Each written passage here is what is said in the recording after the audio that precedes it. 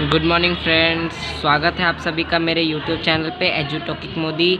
आज मैंने अपना दूसरा वीडियो डाला है और मेरे सेकंड वीडियो में मैं सुबंत प्रकरणम के बारे में बताऊंगा, जो कि संस्कृत का टॉपिक है। इससे पहले भी मैंने एक अपना संस्कृत का पहला लेक्चर और इस यूट्यूब चैनल का पहला वीडियो डाला है, वो था संस्कृत वर्णमाला के ऊपर, और ये है सुबंत प्रकरणम के ऊपर। सुबंत प्रकरणम के बारे में मैं बताऊंगा आज। शब्दरूप उसका मतलब होता है, और इस चैनल में आप लोगों का स्वागत है। तो चलिए let's start the session with a very warm good morning to all of you. Hey what's up guys. तो आते हैं हमारे टॉपिक पे, सुबंत प्रकरणम। क्या होता है ये सुबंत प्रकरणम, इसके बारे में थोड़ा जानते हैं। सुबंत प्रकरणम का दूसरा नाम है शब्द रूपानी। क्या है इसका दूसरा नाम? शब्द रूपानी, यानी कि शब्द रूप। जैसा कि मैंने अपने पहले लेक्चर में बोला था, संस्कृत वर्णमाला में बताया था कि शब्द रूप धातु रूप संस्कृत का मोस्ट इम्पॉर्टेंट टॉपिक है, और पॉसिबल होगा तो मैं अपनी सेकंड वीडियो उसी पे डालूँगा। तो मैंने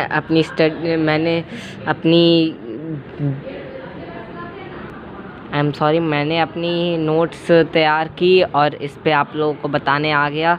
तो चलिए सेशन को स्टार्ट करते हैं। सुबंत प्रकरण का मतलब क्या होता है? शब्द रूप। शब्द रूप का मतलब क्या होता है, मैं आप लोगों को बेसिक चीज़ बताता हूँ शब्द रूप के बारे में। तो जरा यहाँ पे देखिएगा, क्या देखिएगा, शब्द रूप क्या होता है, शब्द रूप का यूज़ क्या है, शब्द रूप का एप्लीकेशन क्या है। तो शब्द रूप का एप्लीकेशन, पहला एप्लीकेशन है हम लोग का जब लिंग चेंज होता है, लिंग हो जाएगा। दूसरा आपका वचन हो जाएगा। तीसरा आपका विभक्ति हो जाएगा। ठीक, विभक्ति, ये सो कारक बोल सकते हैं इसे। ठीक, तो ये है इनके एप्लीकेशन। जैसे हम लोग एक यहाँ पे एग्जांपल देते हैं, क्या कि राम एक लड़का है।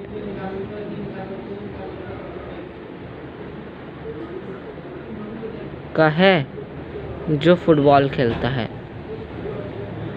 मैं आप लोगों को हिंदी में बता रहा हूँ ताकि आप लोगों को समझ आए। ठीक है, खेलता है। ठीक, क्या लिखा मैंने? राम एक लड़का है जो फुटबॉल खेलता है।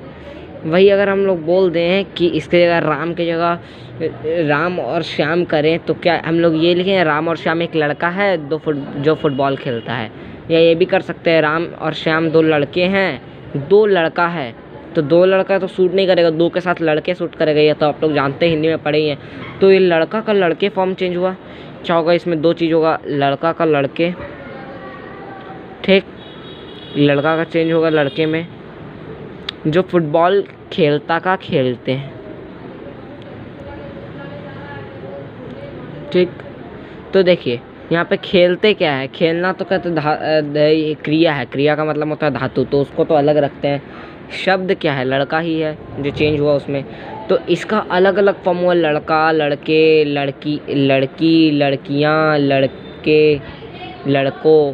तो ये सब इसका अलग अलग फॉर्म है। तो जब लिंग चेंज होता है या वचन चेंज होता है या कारक विभक्ति चेंज होता है, तो उस टाइम पे हम लोग का जो वर्ड होता है, जो मेन फॉर्म, जो मेन वर्ड रहता है, उसका कहीं ना कहीं फॉर्म चेंज होता है। तो वो जो हम लोग हिंदी में फॉर्म तो चेंज कर लेते हैं, लेकिन संस्कृत में ये लोगों को प्रॉब्लम होता है चेंज करने के लिए। तो उस चीज़ के लिए हम लोग किसका उत्पत्ति हुआ? हम लोग का शब्द रूप का उत्पत्ति हुआ। किसका उत्पत्ति हुआ? हम लोग का शब्द रूप का। तो वही अब हम लोग शब्द रूप पढ़ेंगे। समझ में आया ये लड़का लड़के क्या है चेंज हुआ, तो यहीं पे शब्द रूप का उत्पत्ति हुआ। अब सुबंत प्रकरणम, अब सबसे पहला चीज़ आता है, ठीक है, शब्द रूप के शब्द के अलग अलग फॉर्म हो गए, अलग अलग रूप हो गए, तो शब्द रूप नाम पड़ गया। अब इसका नाम सुबंत प्रकरणम क्यों पड़ा? क्या मतलब है सुबंत प्रकरणम का? तो जैसे हम लोग विभक्ति जानते हैं, हम लोग जानते हैं ना विभक्ति क्या होता है। विभक्ति, पहला विभक्ति, दूसरा विभक्ति, कर्ता ने कर्म को करण से, उस तरह के कितने विभक्ति होते हैं? टोटल 8 विभक्ति होते हैं, लेकिन हम लोग संस्कृत में 7 गिनते हैं। क्यों 7 लेते हैं? क्योंकि पहले विभक्ति और 8वें विभक्ति दोनों किस साथ सेम हो जाते हैं। कैसे हो जाते हैं? दोनों सेम। ठीक है, तो विभक्ति का क्या मतलब है? सुबंत का मतलब होता है संस्कृत की 21 विभक्तियाँ, जो संस्कृत में 21 विभक्ति हैं। अब बोलेगा अभी तो हमने बोला कि अभी 7 विभक्ति है, अभी मैंने क्या बोला? अभी 7 विभक्ति है, लेकिन अभी तुरंत 21 कैसे हो गई? क्यों? देखिए, संस्कृत में विभक्ति के साथ साथ हम लोग वचन भी लेते हैं। संस्कृत में क्या होता है? इधर से 7 विभक्ति और इधर से 3 वचन, एक वचन, द्विवचन, बहुवचन। ठीक है, तो 3 तरह का वचन, अलग अलग वचन हो गया। ठीक, अलग अलग वचन हुआ, तो इधर 3 और इधर 7, तो 7 तिया 21 हो गया, 7 गुने 3 इज इक्वल 7 तिया 21। ठीक है, तो टोटल 21 विभक्ति हुई, यहाँ से लेकर इतना, इसमें 7 इसमें 7 इसमें 7, 7 तिया 21। ठीक ठीक, तो संस्कृत की 21 विभक्ति से ठीक है सर कि 21 विभक्तियाँ, लेकिन 21 विभक्तियों का इन सुबंत प्रकरण से क्या लेना देना है?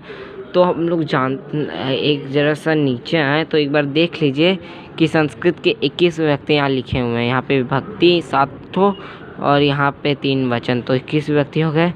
तो यहाँ पे आप लोग देख रहे हैं पहला कौन सा है? सु है। पहला कौन सा है? सु। उसके बाद अंत वाला कौन सा है? सुप। पहला कौन सा है? सु है और अंत वाला है सुप। ठीक, पहला कौन सा है? सु और अंत वाला है सुप। तो देखिए प्रथमा एक वचन में क्या है? सु, और सप्तमी बहुवचन में है सुप। तो जब हम लोग सूत्र के अनुसार गए तो सु जोड़ सुप होता है, आया सु जोड़ सुप का फॉर्मेट क्या आया? आपका आया सुबंत। ठीक, जब सु और सुप को जोड़ने के लिए गया है हम लोग, तो हम लोग का क्या आया? सुबंत आया। वही सुबंत हम लोग का नाम दिया गया और उसके अलग अलग प्रकार है, उनका फॉर्मेट ऑफ रिप्रेजेंटेशन है, इसलिए उसका सुबंत प्रकरण नाम दिया। ठीक है, यहाँ तक क्लियर है? मुझे पता है थोड़ा बहुत ओवर राइटिंग यहाँ पे लग रहा है, आप लोग नोट्स बनाने में प्रॉब्लम होगा, लेकिन आप लोग पहले भी दिखाया हूँ वीडियो के शुरू में, तो उसका स्क्रीनशॉट ले लें, नहीं तो आपके लिंक में डिस्क्रिप्शन बॉक्स में PDF का लिंक रहेगा, उसे डाउनलोड कर सकते हैं ब्राउज़र से। ठीक है, ठीक है, तो उसे आप लिंक में डिस्क्रिप्शन बॉक्स में लिंक है, उससे आप डाउनलोड कर सकते हैं। तो एक बार हम इन 21 विभक्तियों को एक बार देख लेते हैं। इसमें क्या है? देखिए सु है, देखिए क्या क्या है? सु है, औ है, जस है। अब देखिए सु के बगल में विसर्ग है। विसर्ग क्या है? हम इस साइन को विसर्ग कहते हैं। ठीक है, अब इसका उपयोग कैसे होगा? जैसे हम लोग सु बोले तो हम लोग क्या लिखेंगे? अगर राम शब्द रूप लिखें तो क्या रामसु होगा? हाँ, नहीं, रामसु नहीं होगा, इसका होगा रामः। ठीक, क्योंकि विसर्ग है ब्रैकेट में। जिसमें ब्रैकेट में कुछ नहीं है वो तो वर्ड के जैसा ही हो जाएगा। अगर इसमें कुछ नहीं है तो रामऊ हो जाएगा। इसमें जस है, इसमें होगा। ये पुल्लिंग का नहीं है, स्त्रीलिंग का नहीं है, ये सभी को लेके एक सिमिलर स्ट्रक्चर ले आया, जो सब में कुछ ना कुछ कॉमन से होगा। ठीक है, तो सु, औ, अह, अम, औ, अस, आइन, भ्याम, भी, ए, भ्याम, भ्यः, अह, आत, भ्याम, भ्यः, अस, स्व, ओहो, वाम, ई, ओ, सु। ठीक, तो और इनका अलग अलग नाम है, सी, स, गी, ओस, भ्याम, ऑट, सस। ठीक, तो इसी तरह आप लोग वर्ड भी बना सकते हैं। ठीक है, तो चलिए अब हम लोग शब्द रूप के भेद पर आते हैं। क्या है? शब्द रूप के हम लोग जैसे जानते हैं अलग अलग भेद होते हैं। क्या होते हैं? शब्द रूप के अलग अलग भेद होते हैं। कैसे अलग अलग भेद होते हैं? डिफरेंट फॉर्म्स में हम लोग को भेद मिल जाते हैं। तो भेद को पढ़ाने से पहले एक बार थोड़ा सा और वहाँ पे कुछ बता देता हूँ, जो कि मैं अभी बताने भूल गया था, कि आप लोगों को कुछ संधि के 1-2 रूल यहाँ पे लिखा हुआ है। देखिए, पढ़िए। 2 छोटे स्वर को मिलाने से बड़ा स्वर मिलता है, ये दीर्घ संधि में आता है। और 2 स्वर को मिलाने से एक अन्य तीसरा स्वर आता है, जैसे अ प्लस ई ए होता है। ठीक है, तो उस तरह से आप लोग फॉर्म कर सकते हैं। जैसे क्या है? अ प्लस ई ए होता है। ये हम लोग कैसे जाने? जैसे हम लोग बोले कि राम है, अगर राम बालक का बात करें, ठीक है, बालक शब्द रूप का, तो बालक शब्द रूप का अगर हम लोग तृतीया एक वचन बोले हैं, तृतीया एक वचन में क्या हो जाएगा? अ और इन, लेकिन इसमें इन लगता है क्योंकि वे पुल्लिंग में है। वो सब मैं फॉर्मेट आप लोगों को आगे दिखा दूंगा। ठीक है, तो इसमें क्या होगा? बालका हो जाएगा कि बालकीन हो जाएगा? बालकीन होगा क्योंकि पुल्लिंग में इन होता है। ठीक, तो बालक प्लस इन क्या हो जाएगा? बालकीन होगा कि नहीं होगा? लेकिन ऐसा गलत है। क्यों? क्योंकि बालकीन नहीं होता है। बालक के अंत में क्या है? देखिए, बालक के अंत में क हलन जोड़ अ है।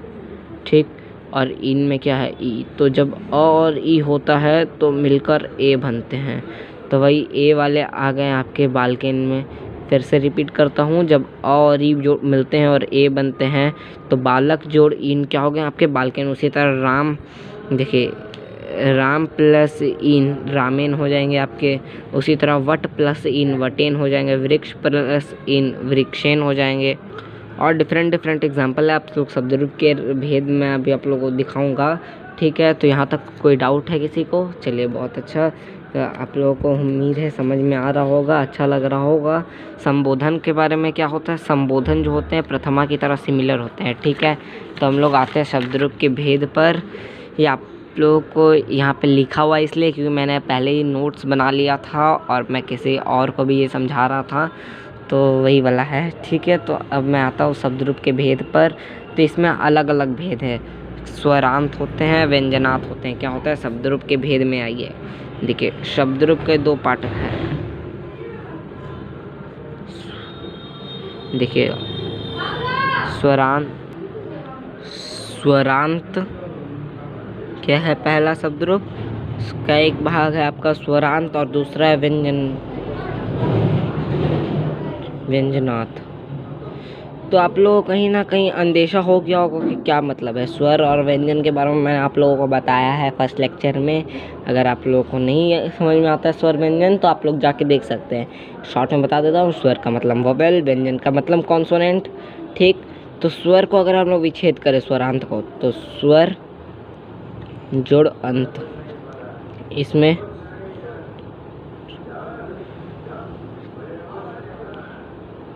जोड़ अत। ठीक, क्या है इसमें? अंत में जब स्वर आए और अत में जब स्वर आए। अब अत का मतलब क्या? अत का मतलब भी अंत ही होता है, संस्कृत में ऐसा है।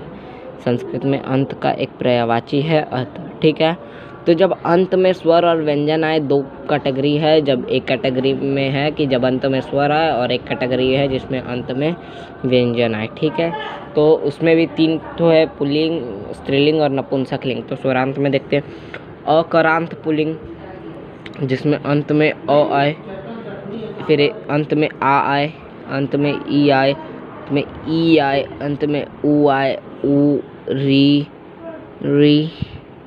ओ। ठीक, तो इतना चीज़ है।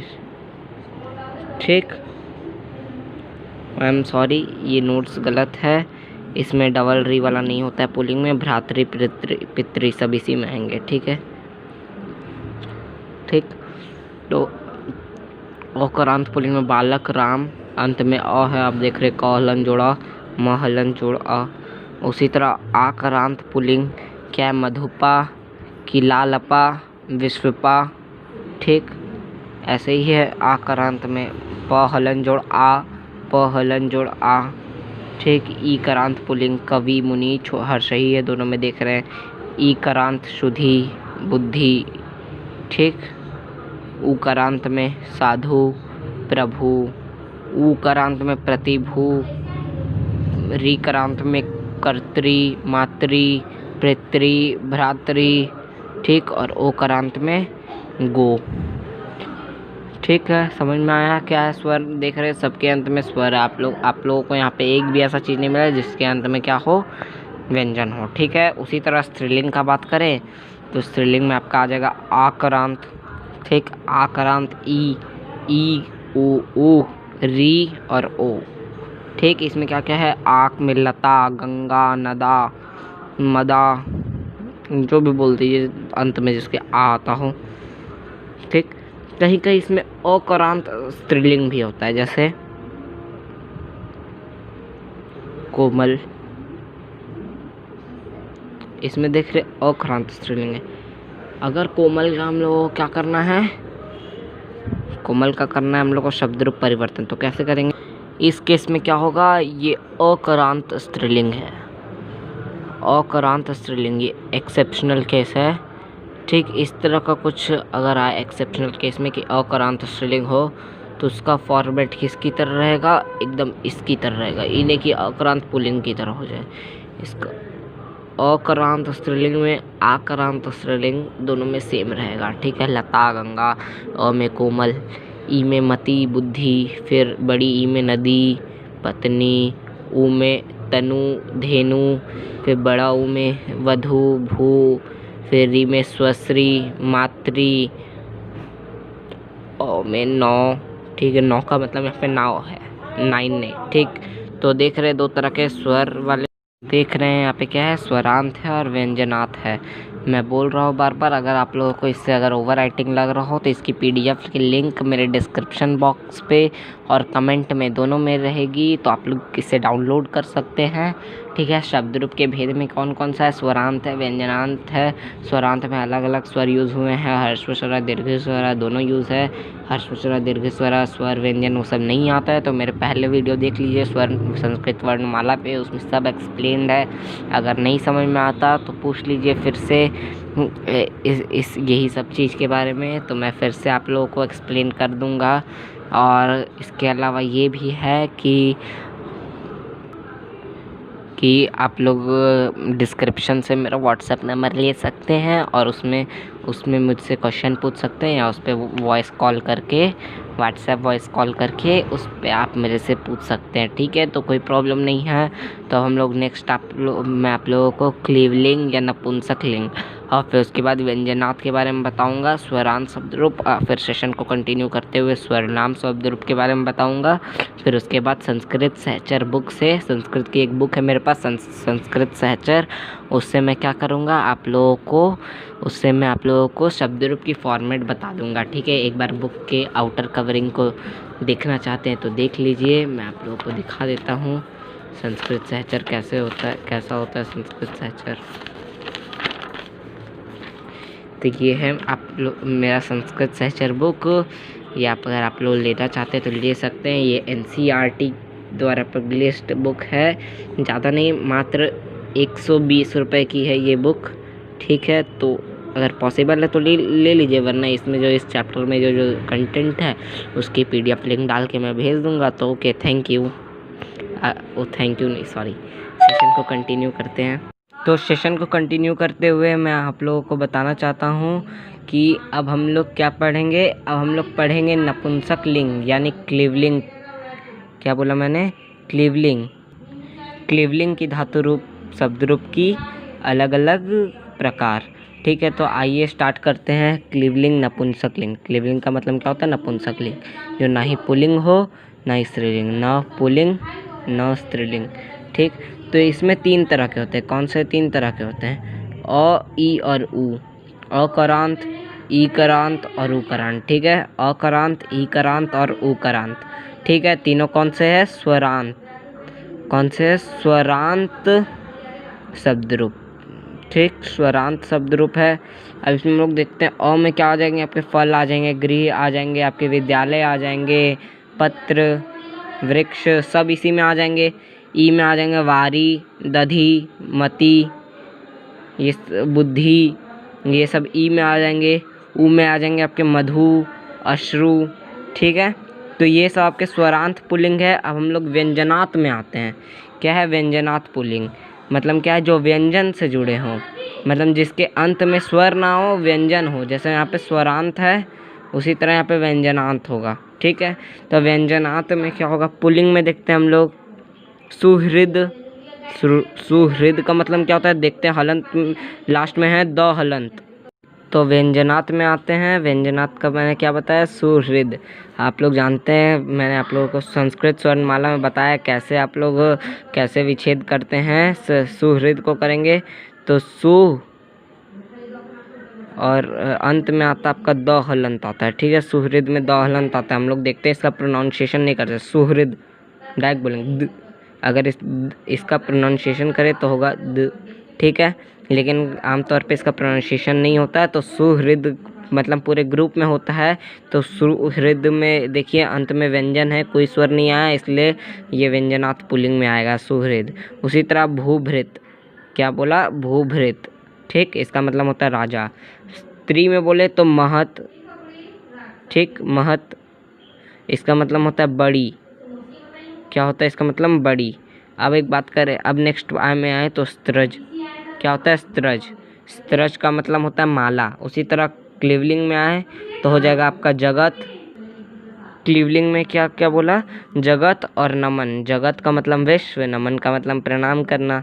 ठीक, देख रहे हैं अंत में हलंत आ गया, जिसमें लास्ट में हलंत आ जाए उसका मतलब वो व्यंजन होता है और उसका भी शब्द रूप होता है। ऐसा नहीं कि सिर्फ स्वर का हो, व्यंजन का भी होता है। तो ये सब किस में आ गया? आपके व्यंजनात् में। ठीक, ये सब आपके आते हैं व्यंजनात् में। तो हम लोग स्वरनाम के शब्द रूप के पास आएंगे कि जैसे अभी तक हम लोग जो पढ़ रहे थे वो नाउन यानी नाउन मतलब संज्ञावाचक शब्द के शब्द रूप थे, लेकिन हम लोग जानते हैं स्वरनाम क्या होते हैं, जो संज्ञा को रिप्लेस करे। ठीक है, संज्ञा के बदले में जो यूज़ हो ताकि हम लोग सेंटेंस में थोड़ा अलंकृत हो, सेंटेंस थोड़ा अलंकृत हो, मतलब और उसमें खूबसूरती आए बोलने में। ठीक है, तो स्वरनाम का उपयोग इसीलिए किया जाता है। तो संस्कृत में स्वरनाम के अलग अलग विभक्ति हैं, तो उसमें एक का बात आता है तत्, एतत्, कीम, इदम, अदस, ईदृश और इत्यादय। ठीक, इत्यादय क्या है, इत्यादि मतलब और बहुत सारे। तो तत् का मतलब होता है वह, एतत् का यह, कीम का कौन, इदम का यह, अदस का वह और ईदृश का ऐसा।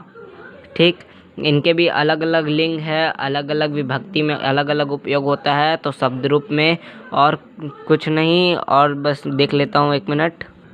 तो और कुछ भी नहीं बचा शब्द रूप में, बस इतने ही प्रकार बचे थे जिसे मैंने आप लोगों को बता दिया। अब एक बार फिर से रिवीजन करवा देता एकदम शॉर्ट इंटरवल में। तो देखिए, सुबंत प्रकरणम या शब्द रूपानी। सुबंत मतलब संस्कृत की 21 विभक्ति हैं। 21 विभक्ति क्या है, वैसे तो 7 विभक्ति होती हैं, 1 और 8 विभक्ति जो होता है सेम होता है कि संबोधन और प्रथमा दोनों में सेम स्ट्रक्चर चलता है, इसलिए 7 या 21 3 वचन। ठीक है, तो 21 विभक्तियाँ हो गया। ठीक, प्रथम पुरुष एक वचन में सु रहता है और सप्तमी बहुवचन में शुप रहता है, तो ये इन दोनों को जोड़ के सुबंत आया है। ठीक है, और ये देखिए इसमें क्या है, एक वचन, द्विवचन, बहुवचन, 21 विभक्ति आप लोगों को दिया, आप लोग देख सकते हैं। तो देखिए बस यही है, क्या है, सु, औ, जस, अम, औट, शश, टा, भ्याम, भेस, अंगे, भ्याम, भ्यस, सी, भ्याम, भ्यस, स, ओस, आम, गी, ओस, सुप। मुझे पता है आप लोगों को थोड़ा ये पढ़ने में बोरिंग लग रहा होगा, लेकिन इसे जो बच्चा इस फॉर्मेट को याद रखता है उसे वर्ल्ड की सारी शब्द रूप एक आसानी से याद हो जाती है। ठीक है, क्यों, क्योंकि इसमें सारे शब्द रूप का स्ट्रक्चर से लेकर इसे बनाया गया है। ठीक है, और इनका यूज़ कैसे होता है ये आप लोगों को मैंने बता चुका है। राम प्लस रामः, फिर औ है तो रामौ, भ्याम है रामाभ्याम। ठीक, संबोधन क्या कैसे चलता है, प्रथमा विभक्ति के समान चलता है। शब्द रूपानी का भेद हम लोग एक बार देख लेते हैं। आकरांत, आकरांत, ईकरांत, ईकरांत, उकरांत, उकरांत, री, ओ। ठीक है, इन सब का एग्जाम्पल भी दिया हुआ है, आप लोग स्क्रीनशॉट उम्मीद है ले लिए होंगे, नहीं तो इसका PDF फॉर्म में इसका लिंक रहेगा डिस्क्रिप्शन बॉक्स में। ठीक है, अब देखिए स्त्रीलिंग में आ, ई, ऊ, री, ओ। ठीक है, उसी तरह क्लिवलिंग में अ, ई, ऊ, यहाँ तक थे आपके स्वरांत शब्द रूप में आ गए थे। अब व्यंजनांत में आएंगे तो पुल्लिंग में सुहृद, भूभृत, स्त्रीलिंग में महत, स्त्रिज, क्लिवलिंग में जगत, नमन। अब उसी तरह स्वरनाम शब्द रूप में आ जाएंगे आपके तत्, एतत्, कीम, इदम, अदस और ईदृश। ठीक, तो अब मैं आप लोगों को हर शब्द रूप का एक फॉर्मेट बता दूंगा कि कैसे शब्द रूप लिखा जाता है, कैसे क्या होता है। तो वो चीज़ मैं आप लोगों को एक बुक में बताऊंगा, वो बुक का नाम है संस्कृत सहचर। आप लोग भी ले सकते हैं, अगर नहीं ले पाएंगे तो कोई प्रॉब्लम नहीं, मैं जो भी चीज़ उसमें इस चैप्टर का लिखा हुआ है मैं उसका PDF नोट्स बना के आपके पास लिंक में डाल दूँगा। तो चलिए स्टार्ट करते हैं बुक से। तो सेशन को कंटिन्यू करते हुए मैं अब आप लोगों को संस्कृत सहचर की सुबंत प्रकरणम के बारे में बताऊंगा और उसमें कैसे शब्द रूप का फॉर्मेट होता है वो देख लीजिए। तो अभी स्वरांत पुल्लिंग में क्या है, अकरांत पुल्लिंग, जैसे राम शब्द रूप है तो राम का मैंने थोड़ा आप लोगों को इंट्रोडक्शन दिया है, तो इसको छोड़ के हम लोग नेक्स्ट पे आते हैं कि दूसरा सेम होगा बालक। क्योंकि संस्कृत में संस्कृत की शब्द रूप की सबसे कॉमन शब्द रूप है, सबसे मोस्टली यूज शब्द रूप है बालक। कोई भी अगर बोले कि शब्द रूप आता है, अगर किसी ने अपने बचपन में अपने मम्मी पापा से पूछिएगा, कि अपने पेरेंट्स से पूछ सकते हैं कि अगर वो बचपन में अगर संस्कृत पढ़े होंगे तो उन्हें संस्कृत में कौन सा शब्द रूप याद है और कौन सा शब्द रूप सबसे बढ़िया से याद है। ठीक है, तो उन लोग भी बालक ही बोलेंगे, हालांकि किसी को कोई अलग भी याद होता है लेकिन सबसे कॉमन है बालक। तो बालक में आते हैं, देखिए क्या है इसमें 8 विभक्ति हैं, 8 में लेकिन सप्तमी होती हैं, संबोधन और प्रथमा एक समान, 3 वचन हैं। तो देखिए इसका प्रोनाउंसिएशन, इसे हम लोग कैसे पढ़ते हैं। अगर बोले कि कोई बालक शब्द रूप सुना तो हम लोग बोलेंगे बालकः बालकौ बालकाः, बालकम बालकौ बालकान, बालकेन बालकाभ्यम बालकैः, बालकाय बालकाभ्यम बालकेभ्यः, बालकात् बालकाभ्यम बालकेभ्यः, बालकस्य बालकयोः बालकानां, बालके बालकयोः बालकेषु, हे बालक हे बालकौ हे बालकाः। इसमें देख रहे हैं यहाँ पे हे को हटा दे और संबोधन चिन्ह को हटा दें तो बालक बालक सेम है, बालकौ बालकौ सेम है और बालकाः बालकाः सेम है। ठीक है, तो इसलिए प्रथमा और संबोधन सेम होता है। ठीक, उसी तरह उसी के अनुसार होता है गज घट पट मोहन लक्ष्मण नर, ऐसा आक्रांत में कोई भी, जैसे मैंने आप लोग एग्जांपल दिया था। अब आक्रांत में है तो विश्वपाहा, विश्वपाहा, विश्वापाओ, विश्वपाम, विश्वपौ, विश्वपः, विश्वपा, विश्वाभ्याम, विश्वाभिः, विश्वे, विश्वाभ्याम, विश्वपाभ्यः, विश्वप, विश्वाभ्याम, विश्वाभ्यः, विश्वः, विश्वपः, विश्वनाम। ठीक, विश्वपी, विश्वपोः, विश्वासु, हे विश्वपाः, हे विश्वपो, हे विश्वाः। ठीक, अब ई करांत पुल्लिंग में मुनि मुनि मुनेः, मुनि मुनि मुनीन।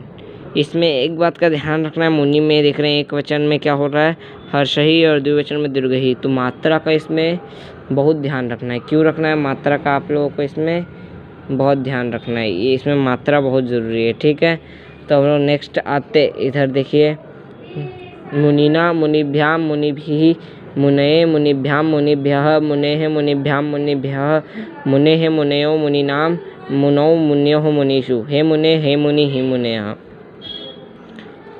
उसी तरह डिफरेंट दीर्घही में होते हैं क्या है सुधी शब्द रूप, उसी तरह सुधी सुधियो सुधियः, सुधियम सुधियो सुधियः, सुधिया सुधिभ्याम सुधिभिः। उसी तरह उकारांत है साधु साधु साधवः।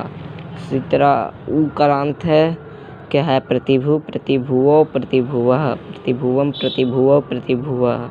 ठीक है, ऋकारांत में क्या है दात्री शब्द, क्या है दाता दातरौ दातरः। इसमें पितृ आता है, पिता शब्द रूप आता है, मातृ शब्द रूप आता है। ठीक है, ओकारांत पुल्लिंग में क्या हो गया आपका, देखिए गौ आ गया, गौ गावौ गावः, गाम गावौ गावः। ठीक, इसी तरह नर का हो जाएगा ना नरौ नरः, नरम नरौ नृन, नरा नृभ्याम नृभिः। ठीक, आपकी पुल्लिंग कंप्लीट हो गई। अब हम लोग आते हैं किसमें, अब आएंगे हम लोग स्त्रीलिंग में। अकारांत लता लते लतहा, ये स्त्रीलिंग का सबसे कॉमन, और नपुंसकलिंग का फल सबसे कॉमन। लता लते लतहा, लताम लते लतहा, लत्या लताभ्यम लताभिः, लताय लताभ्यम लताभ्यः, लतायाः लताभ्यम लताभ्यः, लतायाः लतयो लतानाम, लते लते हे लते हे लतः। ठीक, उसी तरह मति है। ठीक है, उसी तरह सारा है। इसमें देख लेता हूँ कुछ बताने लायक है तो एक बार देख लेता हूँ मैं। आप बस मेरा मकसद है आप लोगों को इसका फॉर्मेट सिखाना कि कैसे लिखते हैं हम लोग। ठीक है, तो इसको आप लोगों को याद करना होगा, इसके लिए मैं आप लोगों की PDF लिंक डाल दूँगा। और कुछ स्पेशल नहीं है, बस एक नोट में एक चीज़ बताना चाह रहा हूँ कि जैसे देखिए कहीं कहीं क्या है किसी भी विभक्ति का कोई वचन में 2 या से 1 से ज़्यादा ही फॉर्मेट रहते हैं। जैसे क्या है सब लोग श्री का बात करते हैं, श्री श्रियो श्रियः, श्रियम श्रियौ श्रियः, श्रिया श्रिभ्याम श्रिभिः, श्रियै श्रिये। तो इसमें देख रहे हैं 2 ठो है, तो अब हम लोग कौन सा यूज़ करें। उसी तरह नेक्स्ट में देख रहे हैं क्या है श्रियः श्रियः। फिर नेक्स्ट में है क्या श्रीनाम श्रीयाम, फिर नेक्स्ट में है श्रीयाम और श्री। तो इसमें लेना कौन सा हम लोग जब बोलेंगे तो कौन सा, तो इसमें कोई प्रॉब्लम नहीं, इसमें आप कोई भी ले सकते हैं। कैसे कोई भी लिख सकते हैं, मतलब मजाक थोड़ी चल रहा है, हद है। आप लोग कोई भी लिख सकते हैं, ऐसा सूत्र ही है, ऐसा जो संस्कृत के महान क्योंकि संस्कृत के महान जो व्यक्ति लोग हैं उन्हीं के अनुसार हम लोगों को चलना है। तो आप लोग कोई भी लीजिए, नो प्रॉब्लम। अब इसमें एक स्वर्णाम वाला बता देता हूँ आप लोगों को। देखिए स्वर्णाम में क्या है, सर्वनाम में भी 3 तो होंगे आपके। देखिए एतत् का बात करें तो एतत् में पुल्लिंग एषः, एतौ, एते, एतम, एनम, एतम, एतौ, एतान, एतेन, एताभ्याम, एतैः, एतस्मै, एताभ्याम, एतेभ्यः, एताभ्याम, एतेभ्यः, एतस्य, एतयोः, एतासाम, एतस्मिन्, एतयोः, एतेषु। उसी तरह स्त्रीलिंग हो जाएगा एषा, एते, एताः, एताम, एते, एताः। उसी तरह फिर नपुंसकलिंग हो जाएगा इसका एतत्, एते, एतानि, एतत्, एते, एतानि। ठीक, एतत्, एते, एतानि, एतत्, एते, एतानि दोनों सेम है। और बाकी तृतीया से लेकर सप्तमी तक हो जाएगा, किस पे हो जाएगा, पुल्लिंग के अनुसार सेम रहेगा। तृतीया से लेकर सप्तमी तक पुल्लिंग के अनुसार सेम रहेगा। तो उम्मीद है आप लोगों को मेरा आज का वीडियो अच्छा लगा होगा। तो और थोड़ी मोड़ी जो गलतियाँ होंगी वीडियो की क्वालिटी के लिए, साउंड की क्वालिटी के लिए माफ़ी चाहूँगा। होप करता हूँ कि आप लोगों को समझने में प्रॉब्लम नहीं होगी। अगर कोई डाउट होगा तो आप लोग पूछ सकते हैं कमेंट के थ्रू, या कमेंट में मेरा डिस्क्रिप्शन में मेरा व्हाट्सएप नंबर भी होगा, उससे भी आप लोग पूछ सकते हैं। और एक लास्ट चीज़ मैं फिर से रिपीट कर दूँगा कि PDF लिंक इस चैप्टर की और पिछले चैप्टर की भी मेरे पास है। लिंक डिस्क्रिप्शन बॉक्स में कमेंट में डाल दूँगा, आप लोग उसके थ्रू जाइएगा। नहीं तो इससे भी आप लोग स्क्रीनशॉट से बीच बीच में लेकर कर सकते हैं। तो थैंक यू।